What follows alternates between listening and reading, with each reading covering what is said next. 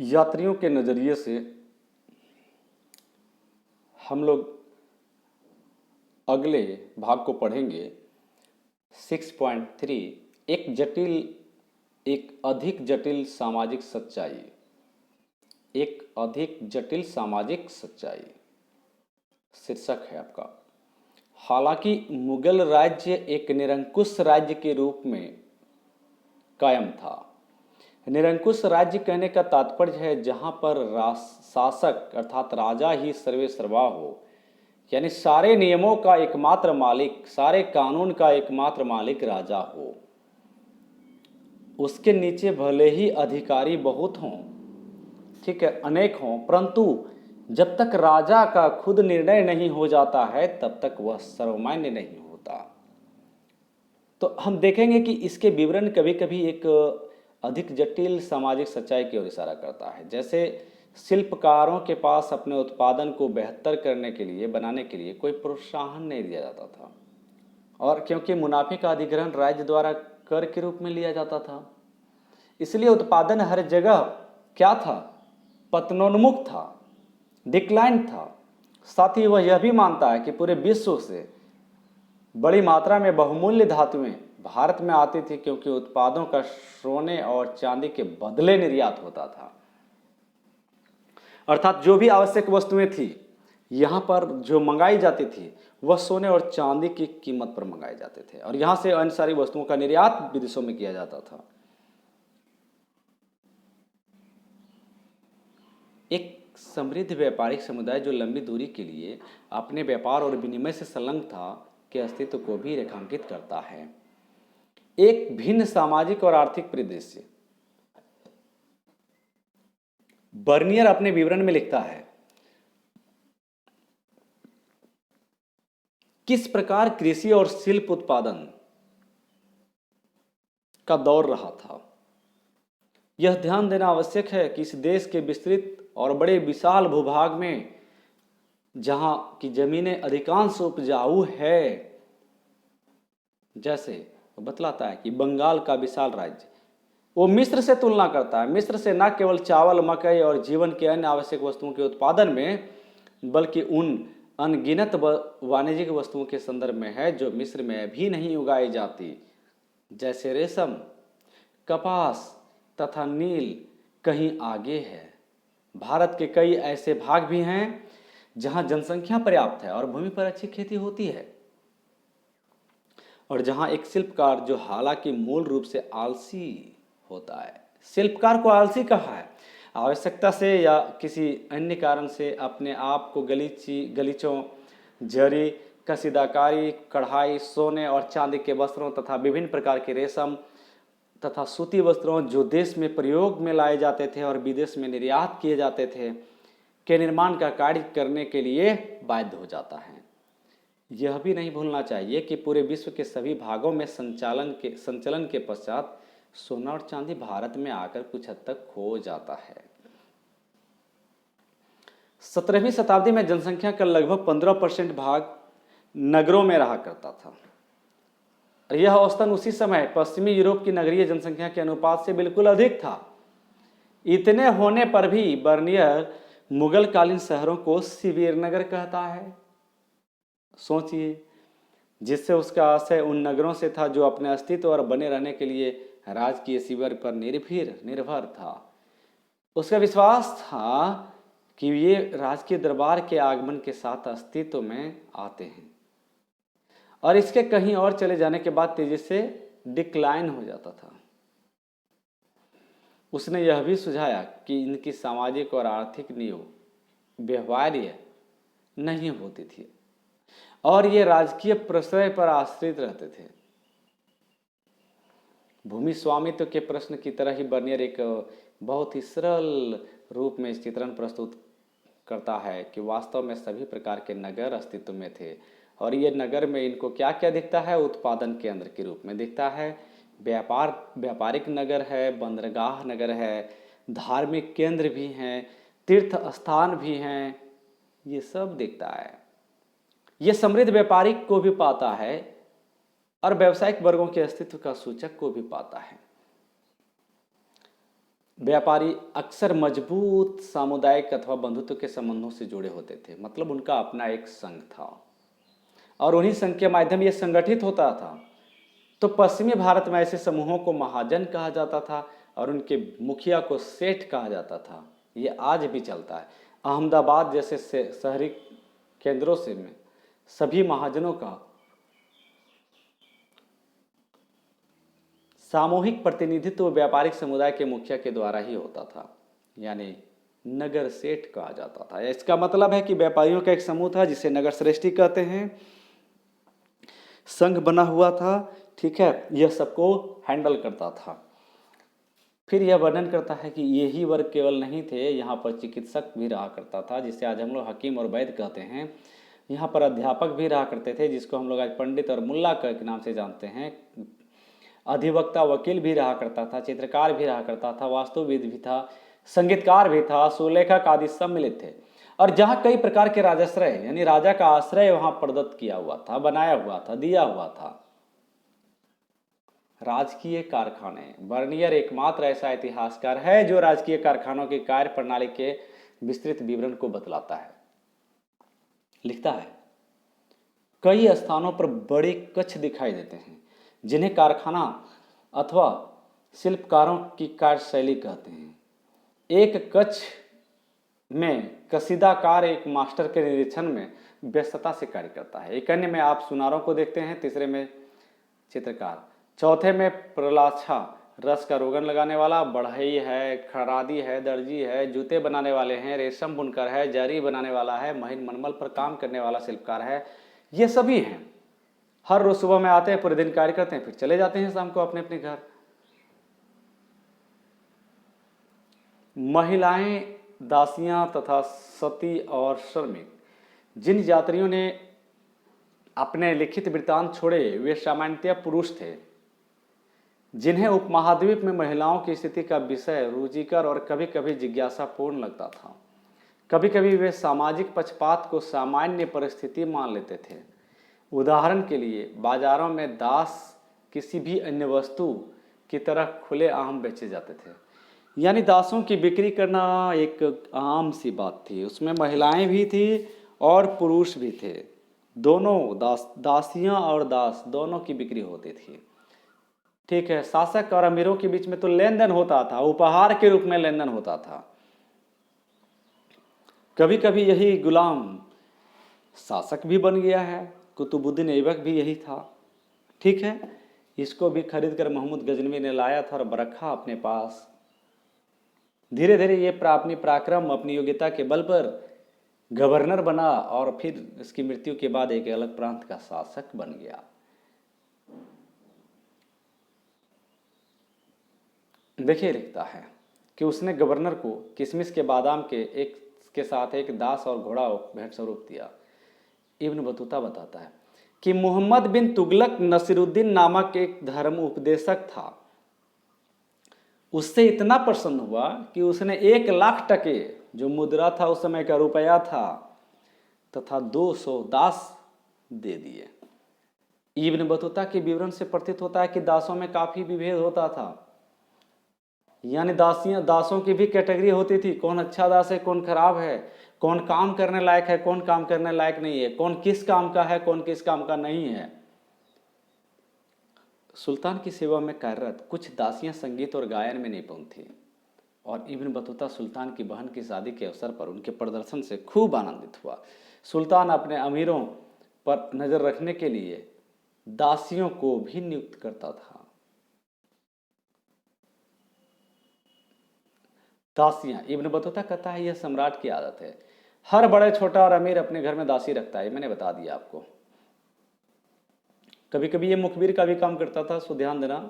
ठीक है, सती बालिका, यह संभवतः बर्नियर के एक सती के बारे में बर्नियर ने लिखा है। यह एक बहुत ही भयानक और क्रूर प्रथा है, सती प्रथा। ठीक है, और भारतीय समाज का सबसे कलंकित प्रथा है, जिसे ब्राह्मणों के द्वारा थोपा गया, लादा गया है, उसके विचारों की उपज है। कहता है, लाहौर में मैंने एक बहुत ही सुंदर अल्पवयस्क विधवा, जिसकी आयु मेरे विचार में 12 वर्ष से अधिक नहीं थी, कि बलि होते हुए देखा। उस भयानक नर्क की ओर अंदर जाते हुए वह असहाय छोटी बच्ची जीवित से अधिक मृत प्रतीत हो रही थी। उसके मस्तिष्क की व्यथा का वर्णन नहीं किया जा सकता। वह कांपते हुए बुरी तरह से रो रही थी, लेकिन 3 या 4 ब्राह्मण, एक बूढ़ी औरत जिसने उसे अपनी आस्तीन के नीचे दबाया हुआ था, की सहायता से उस अनिच्छुक पीड़िता जो मरना नहीं चाहती थी, जो उस चिता की आग में झुलसना नहीं चाहती थी, जबरन घातक स्थल की ओर ले जाया गया कि तुम्हारे पति की मौत हो गई है, तुम्हें इसी के साथ इसी चिता में जलकर सती हो जाना है। देखिए कितने घिनौना विचार वाले ये इंसान रहे हैं। सोचिए, जरा विचार कीजिए उस दौर में कितनी भयानक इनकी सोच थी, कितनी खतरनाक सोच थी। और क्या किया, लकड़ियों पर उसे बैठाया, उसके हाथ और पैर बांध दिए गए, यही इन्हीं लोगों के द्वारा, ताकि वह भाग न जाए। और इस स्थिति में उस मासूम प्राणी को जिंदा जला दिया गया। कितनी कराहती होगी, कितनी रोती होगी, शरीर में कितने दर्द हुए होंगे। मैं अपनी भावनाओं को दबाने में और उनके कोलाहलपूर्ण तथा व्यर्थ के क्रोध को बाहर आने से रोकने में असमर्थ था। इन दरिंदों को कौन समझाता कि भगवान ने, गॉड ने जन्म दिया है स्वतंत्र पूर्वक, तो स्वतंत्र पूर्वक उसे मरने के भी काबिल है। दासों को सामान्यतः घरेलू श्रम के लिए ही इस्तेमाल किया जाता था। इब्न बतूता ने इनकी सेवाओं को पालकी या डोले में पुरुषों और महिलाओं को ले जाने में विशेष रूप से अपरिहार्य पाया। दासों की कीमत दासियों से ज्यादा मिलता था, क्योंकि परिवार को उन्हें रख पाने में समर्थ थे। कम से कम 1 या 2 तो रखते ही थे। सभी समकालीन यूरोपीय यात्रियों तथा लेखकों के लिए महिलाओं से किया जाने वाला बर्ताव अक्सर पश्चिमी और पूर्वी समाजों के बीच भिन्नता का एक महत्वपूर्ण संकेतक माना जाता है। इसलिए यह आश्चर्यजनक बात नहीं है कि बर्नियर ने सती प्रथा को विस्तृत विवरण के लिए चुना। उसने लिखा कि हालांकि कुछ महिलाएं प्रसन्नता से मृत्यु को गले लगा लेती थी और अन्य को मरने के लिए बाध्य किया जाता था, लेकिन मुझे नहीं लगता है कि कोई भी महिलाएं अपनी इच्छा से जब उनके पति की मौत के बाद मर जाना पसंद करेगी चिता में चल करके। ये तो आज के दौर में भी आप एक ऐसे लोगों से पूछ लेंगे जो गरीब झोपड़ी में रहती हैं, उनसे भी, तो वह भी मरने के लिए तैयार नहीं होगा, और जो महल में रहते हैं वह भी महिलाएं तैयार नहीं होंगे। चर्चा कीजिए, सोचिए। लेकिन महिलाओं का जीवन सती प्रथा के अलावा कई और चीजों के चारों ओर घूमता था, जैसे कृषि, श्रम करना है, मजदूर बनने हैं, काम करने हैं, उत्पादन के क्षेत्र में रहने हैं। व्यापारिक परिवारों से आने वाली महिलाएं वो व्यापारिक हिस्से में भाग लेती थी। यहां तक कि कभी कभी वाणिज्यिक विवादों को अदालत के सामने भी ले जाती थी, और अतः यह असंभाव्य अदालत लगता था कि महिलाओं को उनके घरों के खास स्थानों तक परिसीमित कर रखा जाता था। चर्चा कीजिए, आपके विचार में सामान्य महिला श्रमिकों के जीवन से इब्न बतूता और बर्नियर जैसे यात्रियों का ध्यान कैसे खींचा गया। आपने देखा होगा कि यात्री वृत्तांत इन शताब्दियों में पुरुषों और महिलाओं के जीवन की एक रोचक झांकी प्रस्तुत करते हैं, और इन वृत्तांतों से, इनके यात्रा वृत्तांतों से हम बहुत सी जानकारी प्राप्त करते हैं, पर इनमें सामाजिक जीवन के कई आयाम अनछुए रह जाते हैं, या फिर एक दृष्टिकोण विशेष रूप से देखे जाते हैं, जिन्हें इन वृत्तांतों को पढ़ते हुए ध्यान में रखना आवश्यक है। साथ ही उपमहाद्वीप के पुरुषों और संभवतः महिलाओं के अनुभव और प्रेक्षण अपेक्षाकृत अज्ञात है। जिन्होंने समुद्रों और पर्वतों को पार किया और उपमहाद्वीप से परे क्षेत्रों में साहसिक यात्राएं की, उन्होंने क्या देखा और क्या सुना, सुदूर क्षेत्रों के लोगों के साथ उनका संबंध किस प्रकार ढले, वे किन भाषाओं का प्रयोग करते थे। उम्मीद है कि इन पर और भी प्रश्न आने वाले वर्षों में इतिहासकारों को योजनापूर्ण तरीके से ध्यान केंद्रित करेगा। ठीक है, चर्चा करना है आपको, यहाँ यातायात के कौन कौन से साधन अपनाए गए इस पर चर्चा करना है। तो आपको ध्यान देना है कि आज की तरह मोटरसाइकिल नहीं, साइकिल नहीं, बैलगाड़ी थोड़ा सा सोचेंगे, ठीक है, मोटर गाड़ी नो, हवाई जहाज नो, पानी जहाज यस, लेकिन कम सीमित मात्रा में, सीमित जगहों पर। हम बैलगाड़ी पर यकीन नहीं कर सकते, लेकिन बैलगाड़ी तब से लेकर आज तक चला आ रहा है और हमारे जीवन का एक प्रमुख हिस्सा है। ग्रामीण परिवार का तो रीढ़ है यह गाड़ी, ठीक है। लेकिन ये घुड़सवार ये तो था, ठीक है, मोस्टली घुड़सवार, चूंकि ये तेज दौड़ते थे, आवागमन के साधन के रूप में सबसे सुगम था। काल रेखा थोड़ा सा ध्यान रखेंगे कि मोहम्मद इब्न अहमद अबू रेहान, जिसका नाम अल-बरूनी है, इसका पूरा नाम मोहम्मद इब्न अहमद अबू रेहान। कभी कभी आपको जीएस में या आपके ऑब्जेक्टिव प्रश्न में पूछा जा सकता है कि अल-बरूनी का नाम क्या है, पूरा नाम बताएं। इनका जन्म उज्बेकिस्तान में हुआ था, क्या ख्वारिज्म नामक जगह में हुआ था, तो याद रखेंगे। मार्को पोलो कहाँ का यात्री था, तो इटली का यात्री था, मोहम्मद बिन तुगलक के शासनकाल में आता है। इब्न बतूता भी आता है, मोरक्को का भी आता है, ये भी 1333 ईस्वी में यात्रा करता है। हम मार्को पोलो भी यात्रा करता है, ठीक है। चूंकि मार्को पोलो इटली का था और इब्न बतूता मोरक्को का था। आपको इसमें प्लेसेस नेम याद रखने हैं और यात्री के नाम याद रखने हैं। यूरोप से आए थे कि अफ्रीका से आए थे, कभी कभी आपको पूछा जा सकता है। अब्द अल रज्जाक कमाल अल दिन इब्न इसहाक अल समरकंदी, ये समरकंद का यात्री है। अफानासी निकितिन 15वीं शताब्दी में रूस का यात्री है। दुर्ते बारबोसा मृत्यु 1521 ईस्वी में पुर्तगाल में हुआ था। सैदी अली रेइस तुर्की का यात्री है। एंटोनियो मोन्सोरेत स्पेन का यात्री है। 1536 से 1600 ईस्वी के बीच में आया था। ये सब आप लिख लेंगे, सब आपको याद करने हैं। 17वीं शताब्दी में महमूद वली बल्खी, जो बल्ख से आया था। पीटर मुंडी इंग्लैंड का यात्री था।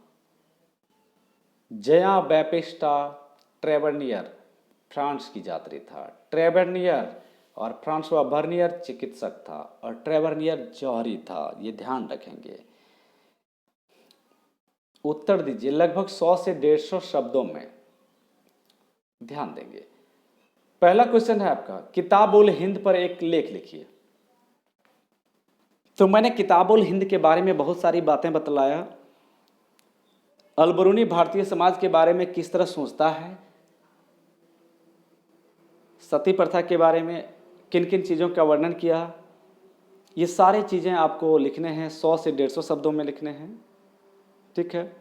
इब्न बतूता और बर्नियर ने जिन दृष्टिकोणों से भारत में अपनी यात्राओं के वृत्तांत लिखे थे, उनकी तुलना कीजिए और अंतर बताइए। तो आपको एक तरफ इब्न बतूता के सोच के बारे में लिखना है, जो उन्होंने देखा सुना, भारतीय रीति रिवाजों के बारे में, उसके बारे में लिखना है, इंपॉर्टेंट पॉइंट्स को, ठीक है।